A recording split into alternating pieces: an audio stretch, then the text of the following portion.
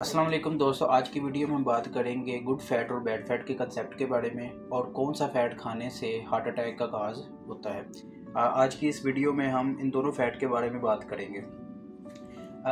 Good fat और bad fat को समझने से पहले सबसे पहले आपको हार्ट अटैक के बारे में जानना ज़रूरी है कि हार्ट अटैक किस वजह से होता है। जब भी कोरोनरी आर्टरीज़ में ऑक्सीजन या ब्लड की सप्लाई रुकती है या फिर ब्लॉकेज होती है तो इस वजह से हार्ट अटैक हो सकता है। अब ये किस फैट की वजह से यहाँ पे ब्लॉकेज होती है, इससे पहले मैं आपको फ़ैट की टाइप्स के बारे में बताता हूँ। फैट की बेसिकली 3 टाइप्स एग्जिस्ट करती है। पहली है सैचुरेटेड फैट, अनसैचुरेटेड फैट जो नेचर में एग्जिस्ट करते हैं, और तीसरी टाइप्स है ट्रांस फैट जो इसको हम आर्टिफिशियली तैयार करते हैं। ट्रांस फैट किसे कहते हैं? ऐसा कौन सा भी फैट जो रूम टेम्परेचर पर सॉलिड फॉर्म में पाया जाए उसको हम ट्रांस फैट कहते हैं। जैसे फॉर एग्जांपल आपने 9th क्लास में पढ़ा होगा, जब भी हम ऑयल की निकल की मौजूदगी में हाइड्रोजिनेशन करवाते हैं तो हमारे पास एक डाल्टा घी आता है जिसको हम घरों में बेसिकली कुकिंग के पर्पज़ के लिए यूज़ करते हैं। वो भी एक ट्रांस फैट की कैटेगरी में ही आता है, ये जो बहुत ही डेंजरस फैट है। और उसके अलावा चीज़, ये जो पिज़्ज़ा वगैरह के ऊपर चीज़ वगैरह लगाते हैं, ये भी ट्रांस फैट है। आर्टिफिशियल बटर, ठीक है, ये भी ट्रांस फैट की टाइप्स में आता है। ये जो ट्रांस फैट है ये बहुत ही डेंजरस टाइप्स है फैट की। इसको आर्टिफिशियली लेबॉर्ट्री में इसको यानी कमर्शियल तौर पे इंडस्ट्री लेवल के ऊपर इसको बनाया जाता है। यूएसए में ये वाला फ़ैट बैन हो चुका है और बहुत सी कंट्री में भी ये वाला फ़ैट बैन होने का ये मतलब नहीं है कि इसकी जो प्रोडक्शन है वो ख़त्म कर, बल्कि इसको लिमिटेड क्वांटिटी में बनाया जाता है। यानी इसको कुछ कंट्री में 2% हो सकता है, 4% हो सकता है, लेकिन पाकिस्तान और इंडिया, ये श्रीलंका ऐसे कंट्री में इसकी जो प्रोडक्शन है वो कमर्शियली तौर पर हाई लेवल के ऊपर की जाती है। मे बी ये भी फ्यूचर में जाके बैन हो जाए। अब हम नेचर में जो फैट एग्जिस्ट करते हैं उसके बारे में जानते हैं, सैचुरेटेड फैट और अनसैचुरेटेड फैट।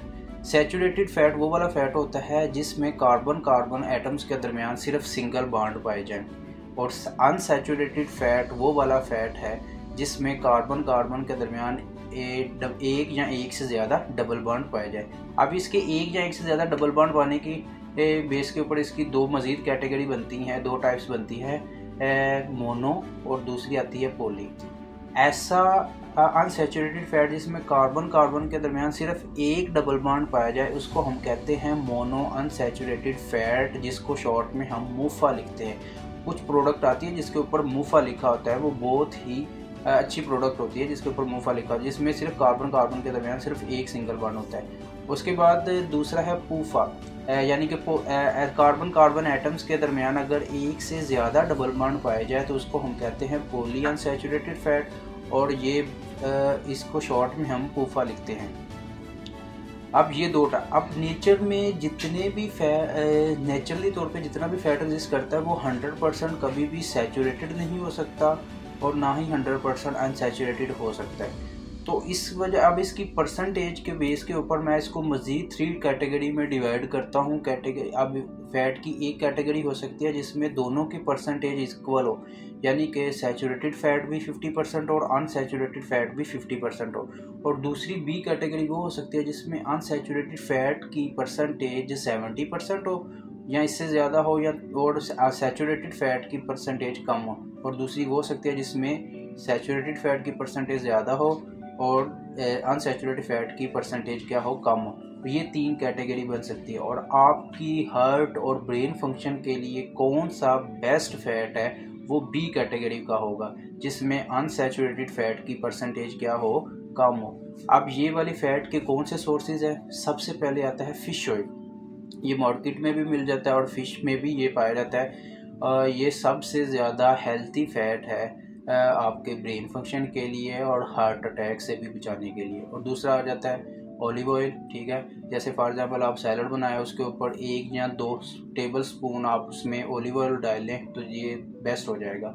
उसके तीसरी टाइप घी जो घर में बनाया जाता है, देसी घी, वो भी इस भी बी कैटेगरी में आएगा। और ये बहुत ही यानी कि आप कह सकते हैं कि अनसैचुरेटेड, इसमें फ़ैट की कंसंट्रेशन क्या होती है, ज़्यादा होती है। तीसरा मस्टर्ड ऑयल, सरसों का तेल, इसमें भी अनसैचुरेटेड फ़ैट क्या होता है, ज़्यादा होता है। तो जिसमें अनसैचुरेटेड फ़ैट की कंसंट्रेशन क्या हो, ज़्यादा हो, वो आपकी बॉडी के लिए क्या होगा, हेल्थी होगा। दूसरी जो इसकी सी कैटेगरी है ना, जिसमें सैचुरेटेड फ़ैट, आप ये जो जितना भी रेड मीट है जैसे मटन हो गया, बीफ हो गया, इसमें सैचुरेटेड फ़ैट क्या होता है, ज़्यादा। जब सैचुरेटेड फ़ैट ज़्यादा होगा तो इसकी वजह से आपकी बॉडी में फ़ैट की कंसंट्रेशन ज़्यादा होगी और हार्ट अटैक के मसले आएंगे। अब मैं आपको बताता हूँ इसका मैकेनिज़्म होता क्या है। बेसिकली इसका मैकेनिज़्म ऐसे होता है कि जब आप बहुत ज़्यादा अनसैचुरेटेड फ़ैट खाते हैं और या सैचुरेटेड फ़ैट को ले रहे हैं बॉडी में, या ट्रांस फैट को लिमिटेड थोड़ा सा ही ले रहे हैं, तो ये क्या करता है, आपकी कोरोनरी आर्टरीज़ में जाता है, ये कन्वर्ट होकर एलडीएल में कन्वर्ट होकर, जिसको हम बैड कोलेस्ट्रॉल कहते हैं, वो आपकी कोरोनरी आर्टरीज़ में जाता है। जैसे ही वहाँ पे अगर फटीग बने हो ब्लड प्रेशर हाई होने की वजह से, तो वहाँ पे ये कोलेक्ट इकट्ठा होना स्टार्ट हो जाता है।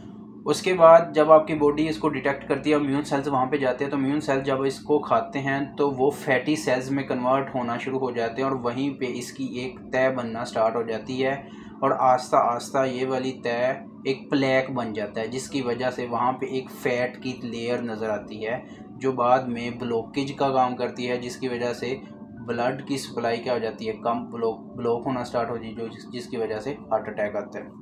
अब ये मैंने आपको जितना भी बताया है, ये सिर्फ 1-2 दिन का काम नहीं होता, ये आपकी सालों की लाइफस्टाइल का प्रोसेस होता है। ये इसके ऊपर डिपेंड करता है। अगर आपकी सालों की लाइफस्टाइल की डाइट अच्छी है तो ये आप में ये वाला चीज़ नहीं होगी, यानी ये वाला हार्ट अटैक का इशू नहीं होगा। इसके लिए मैं आपको ना 2 टेस्ट के बारे में बता, अगर आपको लगता है कि आप एक रिस्क जोन में हैं तो आपको 3 टेस्ट करवाने चाहिए। पहला टेस्ट आता है लिपिड प्रोफाइल टेस्ट, ठीक है। अगर आपका ये वाला टेस्ट बिल्कुल ओके आता है, रेंज में आता है, नॉर्मल आता है, तो आपको अगले 10 से 15 साल किसी चीज़ की टेंशन लेने की ज़रूरत नहीं है। आप में ये वाला इशू, हार्ट अटैक का इशू नहीं आएगा। अगर इसमें थोड़ा सा इशू है तो आप अपनी डाइट को बेहतर करके इसको नॉर्मली कर सकते हैं। दूसरा है ट्रेडमिल टेस्ट, इसको भी करा सकते हैं और ECG भी आप करवा के इसको चेक कर सकते हैं। अगर आपको मेरी ये वाली वीडियो इन्फॉर्मेटिव लगी हो तो लाइक करें, शेयर करें और सब्सक्राइब करें इस चैनल को। ये मेरी फर्स्ट वीडियो है, आपकी सपोर्ट की मज़ीद ज़रूरत है।